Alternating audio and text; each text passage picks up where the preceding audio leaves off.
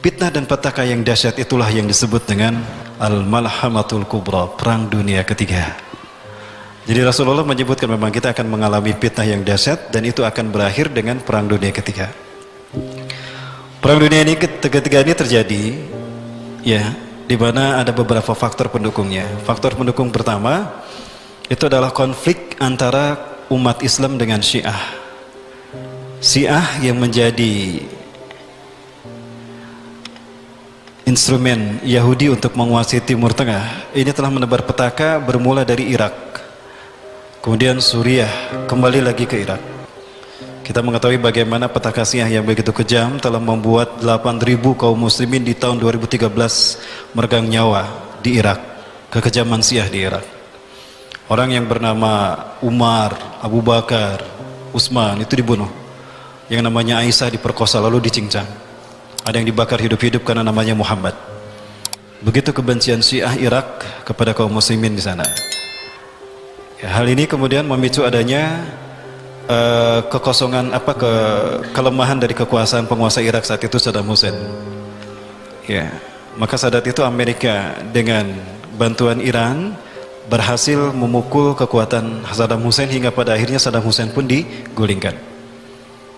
Maka muncullah Arab Spring yang menjadi pencetus meletusnya petaka di tanah Arab. Dan merananya dan fitnah melanda Arab ini sebagaimana hadis Rasulullah juga. Ya, Rasulullah SAW pernah juga kembali diberitakan kalau tadi dari Ummu Fadil, sekarang dari Zainab binti Jahsin. Rasulullah terbangun dari tidurnya. Istaiqadha Rasulullah SAW min naumih. Rasulullah terbangun dari tidurnya. Kemudian beliau mengatakan, La ilaha illallah, tidak ada Tuhan selain Allah. Wailun lil arabi, kecelakaan akan menimpa bangsa Arab. Min syarrin qad iqtaraba, karena keburukan yang telah mendekat kepada mereka. Futihal yauma min radbil ya'juj wa ma'juj mislah hadhi. Ya, telah terbuka lubang Ya'juj Ma'juj semisal ini. Rasulullah mengisyaratkan seperti ini. Itu 14 abad yang lalu. Hari ini tidak ada lagi hijab antara Ya'juj Ma'juj dengan umat Islam. Nah, artinya Rasulullah menyebutkan bahwa di akhir zaman bangsa Arab akan menderita, ya, mereka akan sengsara di bawah lakukan oleh Ya'juj Ma'juj. Ya.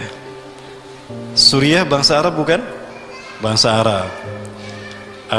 Kemudian Afghanistan bangsa Arab bukan bagi kita? Bangsa Arab. Palestina bangsa Arab bukan? Bangsa Arab. Maka itulah keturunan Ya'juj Ma'juj. Sebelum Ya'juj Ma'juj yang sesungguhnya muncul. Ini faktor yang pertama. Faktor yang kedua akan memicu terjadinya Perang Dunia Ketiga atau Malhamatul Kubra adalah bangkitnya Islam di tanah Arab. Ya, Rasulullah SAW memprediksikan itu sampai Rasulullah pernah menyebutkan bahwa Bani Rum, ya, Bani Rum itu akan berbondong-bondong mereka masuk Islam. Ya, sebentar saya coba. Hari ini ada satu berita yang selama ini mungkin para hamba Allah juga sudah tahu. Pernyataan dari Kanselir Jerman. Ya. Ya, Kanselir Jerman, beliau namanya Angela Merkel. Ya, dia pernah mengatakan dalam ceramahnya kalau Jerman akan menjadi wilayah Islam. Ya, hal ini terkait dengan imigrasi orang-orang Islam terutama dari Turki, Aljazair yang membuat demografi kaum muslimin meningkat signifikan di tanah Jerman. Ya, dan dia mengatakan the future of Germany will belonging to Muslim people. Ya, masa depan Jerman ini akan menjadi milik umat Islam. Nah, hal ini menunjukkan sebuah pembuktian dari apa yang disampaikan Rasulullah SAW bahwa nanti Eropa ini akan menjadi wilayah Islam. Pada tahun 2005, tepatnya di tanggal 5 Februari 2005, 15 negara mengirimkan badan intelijen mereka ke Langley ke markas CIA di Langley, Amerika Serikat. Mereka menyatakan bahwa Eropa tidak lama lagi akan menjadi wilayah Islam. Hal ini menyusul dari penemuan dan pernyataan tokoh politik Barat yang sejak tahun 80 mengatakan, not least for 50 years, Europe will become Muslim state. Tidak lebih dari 50 tahun Eropa akan menjadi negara Islam. Hal yang membuat mereka takut seperti ini dan tidak bisa mereka bendung adalah pertumbuhan demografi umat Islam. di mana mereka meningkat dengan pesat di negara-negara Eropa, Prancis, Inggris, Amerika, Kanada, Belanda. Bahkan di luar dugaan, Denmark akan menjadi negara pertama di Barat yang akan mendeklarasikan berdirinya syariat Islam dan negara Islam di Eropa. Sepertiga dari Kongres dari Parlemen Denmark itu adalah Islam. Hal ini akan memudahkan diberlakukannya syariat Islam di Denmark. Ya, dikuatkan oleh imigran Turki.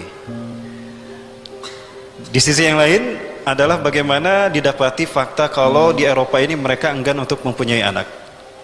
Ya, tingkat kelahiran dari warga Amerika warga Eropa yang beragamakan non-Islam itu mereka kecil sekali. Angkanya sampai di bawah 211, di mana angka yang bisa menopang peradaban dan kebudayaan satu bangsa. Maka di saat mereka menyusut, umat Islam justru panggil baru.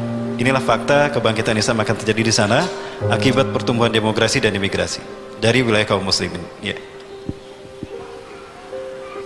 Baik, rekan-rekan Bapak Ibu yang dirahmati Allah. Tadi sudah kita lihat secara demografi pertumbuhan umat Islam itu sangat tidak bisa terkendalikan oleh penguasa-penguasa di Barat. Maka tidak mau dalam kurun 30 tahun ke depan, ya, tidak betul kemungkinan Eropa akan menjadi wilayah Islam. Ini akan memicu adanya konflik internal di negara-negara Barat. Ya, sehingga para penguasa yang mereka zalim dan anti-Islam dan mereka fobia terhadap Islam, mereka akan bersatu. Hal inilah yang akan memicu pada akhirnya terbentuknya 80 persekutuan negara yang mereka akan menyerang pusat kebangkitan Islam nanti. Jadi mereka tidak akan menyerang bangsa-bangsa kaum muslimin yang ada di Eropa. Mereka tidak akan menyerang umat Islam yang ada di Asia terlebih dahulu, tidak. Tapi akan mereka serang adalah pusat kebangkitan Islam nanti. Di mana pusat kebangkitan Islam itu akan terjadi? Rasulullah SAW menyebutkan, Fustatul muslimin yauma malhamatil kubra fi makanin yuqalu lahu Gutah fiha madinatun yuqalu lahu Damaskus atau Damaskus. Ya. Pusat kekuatan umat Islam nanti, pusat pemerintahan umat Islam di akhir zaman nanti, di perang dunia ketiga sebelum hari kiamat, adalah di sebuah tempat yang bernama Gutah. Dan dia di sana ada sebuah kota yang bernama Damaskus. Ya. Nah, artinya apa? Jika Islam nanti disebutkan Rasulullah akan bangkit di sana, maka yang mereka serang adalah pusat kebangkitan Islam itu. Dengan tujuan menghentikan laju kebangkitan Islam. Inilah alasan makanya Suriah dikuasai oleh mereka. Kembali yang digunakan oleh Barat untuk menghancurkan Suriah bukan mereka melakukan invasi langsung, tapi Syiah yang mereka manfaatkan. Tadi saya sampaikan, faktor yang pertama yang memicu terjadinya konflik di dunia Timur Tengah, yang akan memicu terjadinya perang dunia, adalah kezaliman orang-orang Syiah kepada Muslim di Irak, kemudian menyebar ke Suriah. Sadarkah kita Bapak sekalian, jika ini terjadi, ini merupakan pertanda dari telah dekatnya perang dunia itu, bahkan kita sudah memasukinya. Ya, Rasulullah menyebutkan ciri perang dunia itu akan terjadi, malhamatul kubra itu terjadi adalah la taqumu sa'atu hatta yatahawwalu syiraru ahli Syam ila al-Iraq wa hyaru ahli al-Iraq ila Syam. Kiamat tidak akan terjadi sehingga seburuk-buruk orang Syam, seburuk-buruk orang Suriah akan hijrah ke Irak, dan sebaik-baik orang Irak akan hijrah ke Suriah. Konflik yang terjadi di Suriah akan menyedot orang-orang terbaik dari luar Suriah berkumpul di sana. Dan dia sekaligus akan melempar, akan mengusir orang-orang buruk yang ada di Suriah. Kasus Suriah ini telah menunjukkan pada kita bahwa ini telah terjadi. Berarti kita berada di gerbang kiamat. Ada kemungkinan justru kita sedang berada di perang dunia itu sendiri, tapi kita tidak menyadarinya. Ya, jadi faktor yang pertama tadi adalah meningkatnya konflik Muslim Syiah, bukan Sunni Syiah ya, karena kalau Sunni Syiah berarti Syiah bagian dari Islam. Ingat, Syiah bukan Islam Bapak Ibu, tapi Syiah itu kafir, syirik. Perlu saya sampaikan buktinya? Ya, gini saja Bapak Ibu. Bagaimana Syiah bisa dikatakan Islam? Satu, Tuhan mereka beda dengan kita. Ayatul Syaitan Al-Gharawi, ya, saya tidak mau menyebutnya Ayatullah. Ya, Ayatul Syaitan Al-Gharawi, petinggi Syiah di Iran, mengatakan, Inna ilahana ilahul ladzi anzala kitabahu ila Ali bin Abi Thalib. Sesungguhnya Tuhan kita adalah Tuhan yang menurunkan wahyunya kepada Ali bin Abi Thalib. Wa ilahul ladzi anzala kitabahu ila Muhammad ibn Abdillah laisa ilahuna.